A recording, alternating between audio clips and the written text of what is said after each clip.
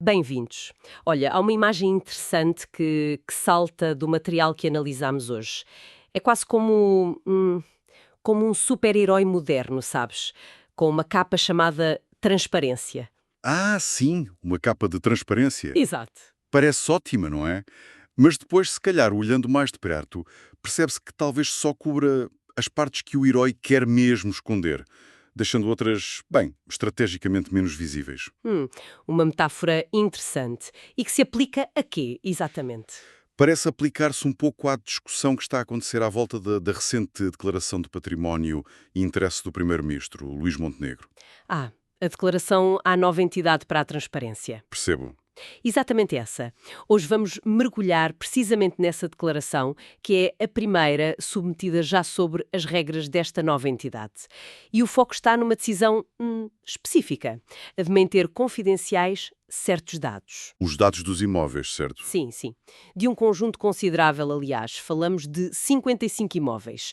E para esta nossa análise, pronto, baseamo-nos em informações, em reportagens de vários órgãos de comunicação social portugueses, Expresso, SIC Notícias, RTP, outros, que têm andado a esmiuçar o assunto. Ok, faz sentido. Muita gente a falar sobre isso. Pois, qual é a nossa missão aqui, então?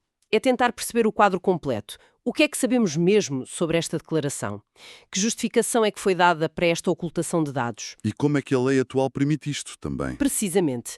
E, mais fundo ainda, que implicações é que isto tem para o escrutínio público, para a ideia de transparência governamental em Portugal? Ok, vamos lá tentar desconstruir isto. Para começar, que factos essenciais é que as fontes nos dão? Os números. Bem, os factos assim mais diretos que são reportados indicam que a declaração entregue lista, como disseste, 55 imóveis do primeiro-ministro. A informação que existe detalha que isto se divide em, vá lá, duas categorias. Certo. Por um lado, 6 prédios urbanos. As fontes identificam isto como sendo, pronto, edifícios ou frações em zonas urbanas. Mencionam especificamente uma moradia em Espinho, um apartamento em Lisboa.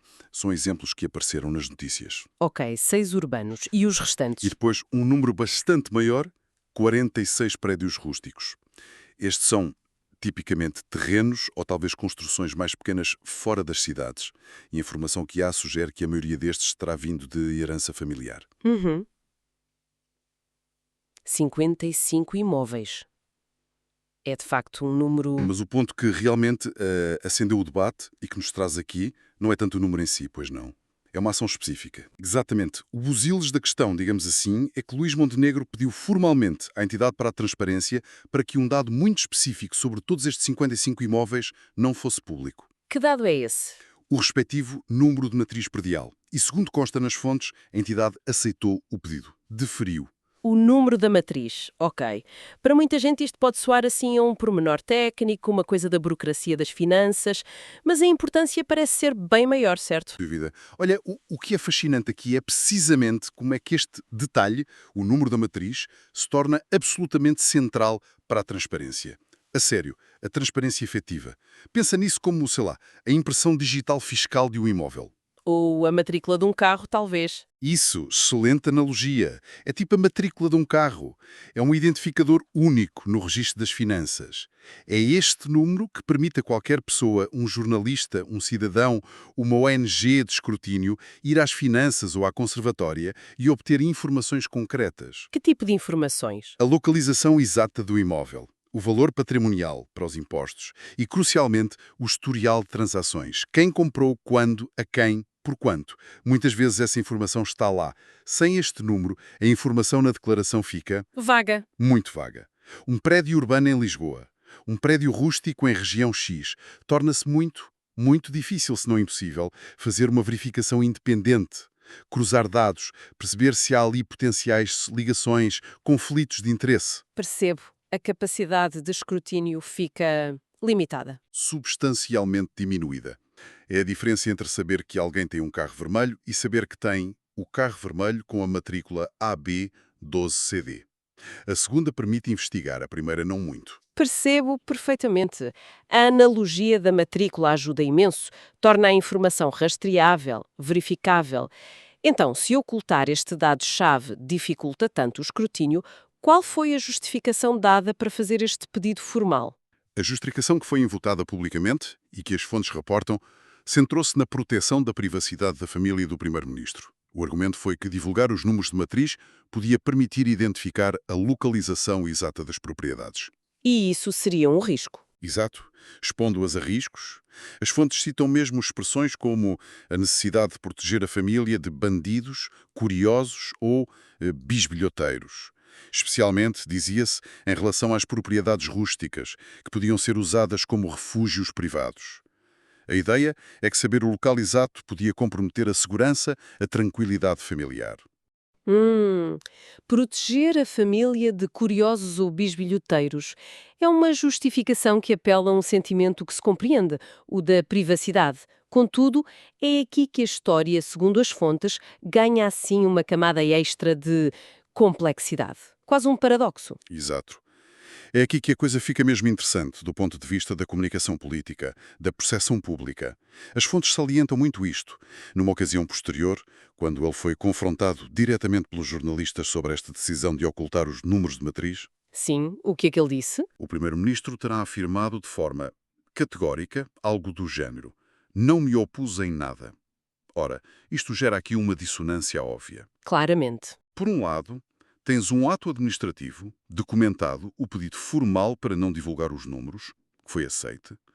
Por outro, tens uma declaração pública que parece negar qualquer oposição ativa a essa mesma divulgação. Confesso que essa aparente contradição me deixa a pensar. Como é que se concilia pedir formalmente para ocultar com dizer que não se opôs a nada? É aqui que entra aquele conceito que as fontes referem. Precisamente, é neste contexto, nesta aparente contradição entre a ação e a palavra, que as análises que lemos introduzem e discutem o conceito de transparência seletiva. A ideia aqui não é necessariamente que seja ilegal o pedido de ocultação, ao que tudo indica, foi feito ao abrigo da lei e das possibilidades que existem. Ok, não é uma questão de legalidade. A questão é mais subtil. A transparência seletiva descreve a prática de, pronto, cumprir formalmente as obrigações de declaração, mas usando as ferramentas e os procedimentos disponíveis para controlar quanta informação e que tipo de informação se torna de facto pública. Hum, é como escolher o que se mostra. Exatamente.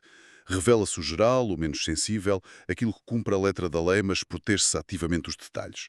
Os detalhes que permitiriam um escrutínio mais fundo ou que podiam ser mais embaraçosos ou politicamente inconvenientes. É uma gestão de imagem, no fundo. É uma forma de gestão de imagem, sim. Projeta-se uma aparência de abertura, de comprimento, enquanto nos bastidores administrativos se limita o acesso à informação completa. A justificação da privacidade é um argumento forte, claro, mas quando a confrontas com a negação posterior de oposição, levanta interrogações sobre a intenção, sobre a coerência da comunicação. É quase como dizer: estou a ser transparente, mas só sobre o que eu escolho mostrar. Isso ajuda a enquadrar a situação, sem dúvida. E é fundamental também perceber o contexto legal e processual em que tudo isto acontece. As fontes lembram bem que esta declaração, este pedido de ocultação, ocorrem já sob um novo regime legal, com uma nova entidade a supervisionar. Sim, sim, isso é um ponto muito relevante. Esta situação desenrola-se no quadro da recém-criada Entidade para a Transparência, a EPT. É o organismo que agora centraliza a recepção e a gestão destas declarações todas, rendimentos, património, interesses dos políticos e altos cargos públicos. Cuja criação visava reforçar a transparência, teoricamente. Exatamente. Esse era o objetivo declarado. No entanto, a legislação que veio com ela introduziu alterações significativas no acesso a estas declarações. A mais notória e que as fontes destacam é que agora qualquer pessoa, cidadão, jornalista, que queira consultar uma declaração tem de apresentar um requerimento escrito e fundamentado, tendo de explicar o motivo do interesse. Um requerimento escrito e fundamentado. Isso só por si já parece introduzir ali uma barreira, não? Ou pelo menos um passo extra que pode desencorajar consultas mais casuais ou exploratórias. Sem dúvida, pode ter esse efeito. E as fontes referem ainda outra intenção que terá existido por parte do governo, embora não pareça ter sido totalmente implementada da forma inicial. Que era? A criação de um sistema que notificaria automaticamente o titular da declaração sempre que alguém a consultasse. A justificação oficial podia ser, sei lá, permitir ao titular saber quem acede aos seus dados, talvez para se defender dos indivíduos. Mas o efeito prático? Mas a análise que se lê nas fontes sugere que o efeito prático mais provável seria o de dissuasão. Saber que o político em questão vai ser logo informado da consulta pode inibir jornalistas ou cidadãos de o fazerem, por receio de retaliação ou só por desconforto. Mesmo que não tenha avançado como previsto, só a discussão disto já contribui para um certo clima. Portanto, temos, por um lado, a possibilidade legal de ocultar dados-chave, como o número de matriz, Sim. e, ao mesmo tempo, novas regras processuais que tornam o acesso à informação que resta mais burocrático e potencialmente mais controlado. Se ligarmos isto ao panorama geral, lá está, percebemos como é que mudanças que parecem só processuais podem ter um impacto profundo na transparência real. A exigência de justificação escrita, por exemplo. Qual é o critério para aceitar ou recusar um pedido? Quem é que avalia a legitimidade do interesse que a pessoa invoca? Pode haver subjetividade aí. Pode abrir portas a interpretações subjetivas ou a atrasos que dificultam o trabalho jornalístico, por exemplo, que muitas vezes depende de rapidez. Estas barreiras, mesmo que criadas com intenções legítimas de evitar abusos, na prática podem funcionar como um filtro. Um filtro que reduz o número de olhos a vigiar. E quando combinadas com a ocultação de dados, Exato. Quando combinadas com a possibilidade de tornar invisíveis dados cruciais como a identificação exata dos imóveis, o resultado é um sistema que, embora formalmente transparente, pode ser funcionalmente opaco em aspectos essenciais. Olha, o acesso à informação pública não é um favor, é um direito fundamental numa democracia. E qualquer obstáculo, por mais pequeno que pareça, merece ser visto à lupa quanto aos seus efeitos reais. então, o que é que isto tudo significa na prática? Quais são as consequências, as implicações mais amplas que as fontes identificam nesta conjugação de fatores? A ocultação dos números de matriz e as novas regras de acesso. As fontes apontam para vários níveis de impacto. Primeiro, o efeito mais direto, mais quantificável. Menos gente consulta as declarações. As barreiras processuais e a menor utilidade da informação sem os números de matriz para que o esforço levam a que menos cidadãos e jornalistas se deem ao trabalho. O que significa? Menos consultas significam, inevitavelmente, menos escrutínio.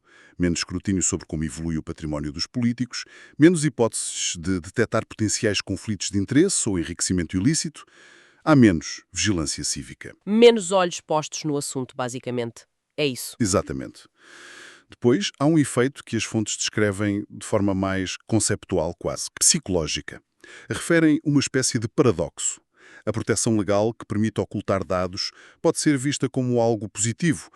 Uma das fontes usa a expressão quase fofinho, porque defende a privacidade. Mas o resultado prático é tornar essa informação invisível ao público. Cria-se uma zona de sombra legalizada. Hum. Uma invisibilidade conveniente, talvez? Pode ser interpretado assim, sim, e finalmente o impacto mais profundo é o democrático. A transparência é muitas vezes comparada a um espelho que a sociedade aponta aos seus governantes. Com estas práticas, argumentam as fontes, esse espelho fica estilhaçado. Estilhafado? Sim, vemos fragmentos da realidade, a lei formal é cumprida, mas a imagem completa, nítida, verificável do património dos interesses fica comprometida. A transparência existe no papel, é legal, mas é percebida como incompleta, fragmentada. Um espelho estilhaçado é uma imagem forte, de facto. E isso leva-nos àquela tensão fundamental que parece estar sempre presente nestas discussões, não é? Sem dúvida. Isto levanta uma questão importante e recorrente. Onde é que se traça a linha? Onde é que se traça a linha entre dois direitos legítimos que aqui colidem? Por um lado, o direito à privacidade dos titulares de cargos públicos e das suas famílias. Ninguém defende uma devassa completa da vida privada, claro. Claro. Mas, por outro lado, tens o direito do público a um escrutínio eficaz, que é essencial para a saúde da democracia. A transparência não é um capricho, não é voyeurismo. É uma ferramenta vital para garantir a responsabilização dos eleitos, para prevenir a corrupção, para identificar e gerir conflitos de interesse. E para manter a confiança nas instituições. Exatamente. E, em última análise, para manter a confiança dos cidadãos nas instituições democráticas. Quando se permite, legalmente, ocultar informação que é instrumental para esse escrutínio, como a localização e o historial de bens imóveis, que podem estar ligados a negócios, a favores, a heranças complexas, corre-se o risco objetivo de enfraquecer essa ferramenta de controle democrático. Mesmo que a intenção não seja essa. Mesmo que a intenção declarada seja proteger a privacidade.